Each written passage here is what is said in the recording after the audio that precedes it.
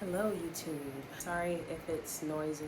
I have the fan going. We just got back from our morning walk and it was kind of hot, so we are cooling down a bit. I felt like I needed to come on here and show my humanness for a second. I started this YouTube channel to share just where I am in life and for exposure therapy as well. In a lot of ways, I've had to come to terms with my relationship with shame, my relationship with being seen and taking up space. Ironically, showing yourself heals that. It shows me who I am when no one else is watching and there's just a camera in front of me. Of course, I'm still learning, and I'm still learning where I see my journey going, what I wish to share, and what I wish to heal and process through this journey. So I share my life, but that doesn't mean that I glorify it. And that quote or that statement has been in my head for the past few weeks, and I've just reflected a lot on my motherhood journey and my single motherhood journey, my relationship with other people, my relationship with mothering, my relationship with partnership, and I feel like this pregnancy has really shown a mirror up to that, because I feel like my first pregnancy was very much in survival mode than it was presence. I never actually saw myself as becoming a mother or as someone who wanted kids. So my mom, she passed away when I was about 3 to 4 years old. And I never had a relationship with my father, who I met for the first time when I was 18. But since then, a relationship hasn't developed. So I grew up with my grandparents. My grandma, she became my legal guardian. She took in my siblings and I. And she raised us well. I remember her sacrificing a lot to make sure that we had what we needed and that we were taken care of. But the part that I think people don't talk about enough is those who are mothered don't exactly have that motherly relationship if you don't have your mother in your life. And I don't mean that by just because they're not your mother doesn't mean that they can mother you. But I'm looking at it from the perspective of a child who grew up with a mother but not their mother. Motherhood was never something that I aspired for or desired, because I felt like I didn't have a correct model of it. And I'm not saying that my grandmother was not a good caretaker. I'm saying it from have the mother that everyone else had. And that's how I thought when I was growing up.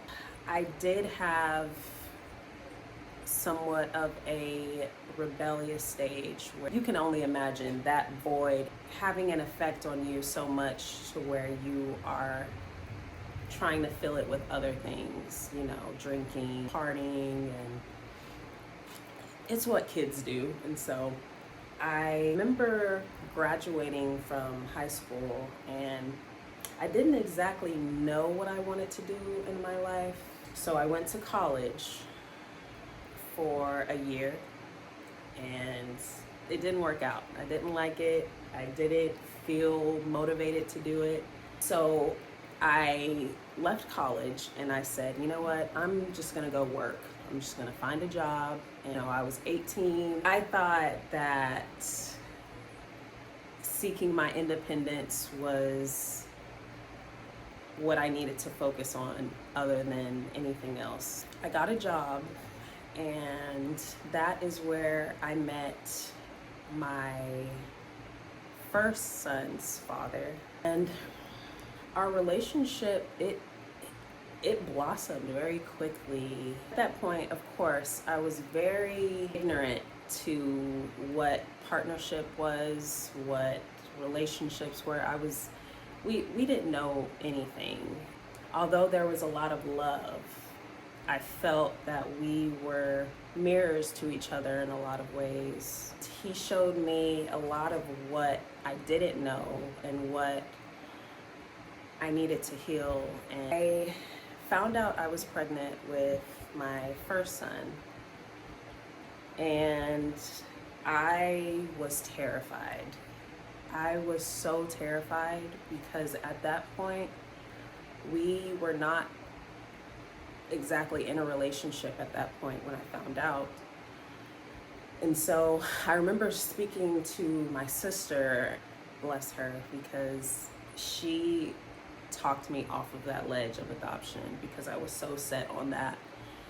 And I think what I was most terrified about was bringing a child into another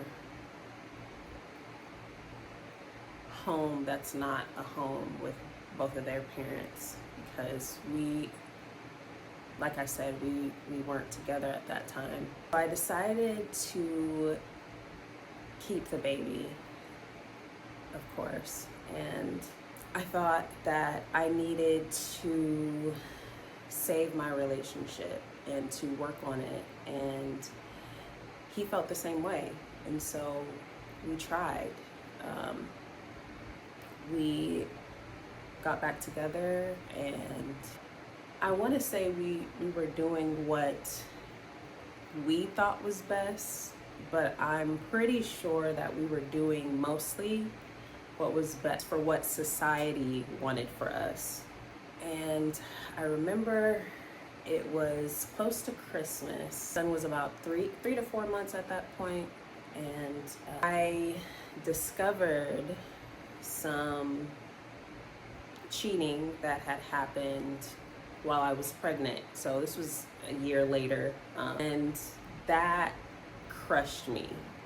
It completely devastated me, and I remember blaming myself a lot, and remember just becoming someone that was just unrecognizable. Even with this discovery, I still wanted this baby to have both of their parents in the home and have a family and do it in a healthy way. But that, I think having that mindset really did set me back, because I wasn't thinking about what I needed in that moment. I was thinking about this family that I wanted and felt like my son needed. And so I forgave him. We were back in a relationship. We were back to parenting. And I remember at that point, I was living with him, and we would get into an argument, and I would move back to my grandma's house, and then I would move back in, I would move back out. And at one point, my grandma, she said, if y'all aren't going to be together, then y'all just shouldn't be together. And I didn't really want to accept the fact that that was a possibility. So I stayed in it, I endured.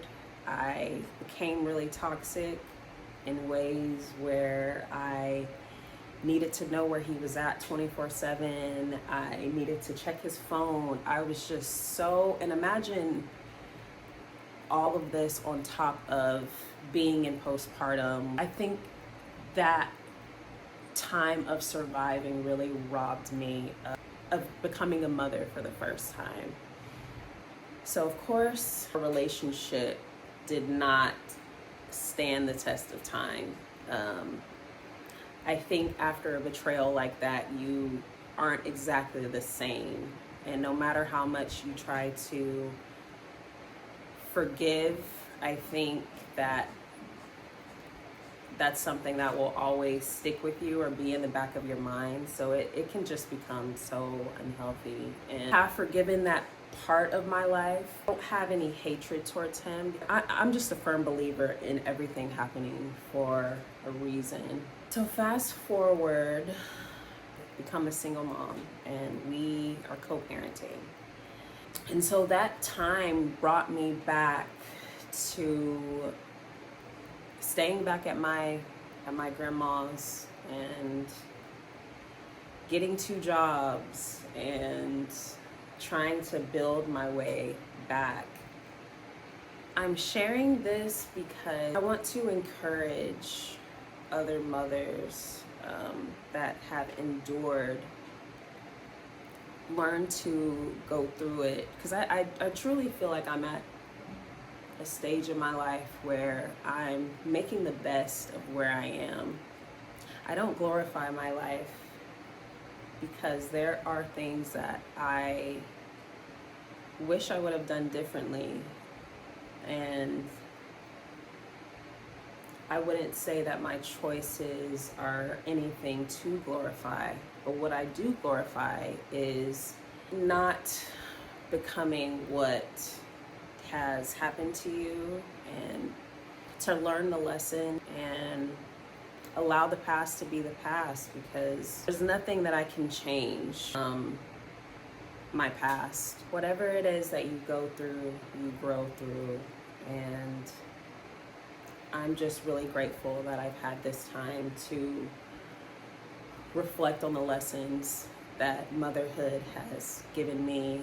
There's lessons that I'm integrating in this stage too, but I'm learning to love myself through it, love myself regardless of my mistakes, learn the lessons, and to know that not everything lasts forever.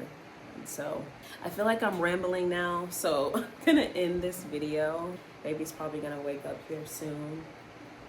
I apologize if this is all over the place. It probably is. Just not comfortable, or I haven't acclimated talking in front of a camera yet. And so it's a little unusual. If you have made it this far, thank you. You don't know how much just talking and expressing yourself is healing, and I truly feel like I did that. So I appreciate you watching and listening, and I will see y'all in the next video.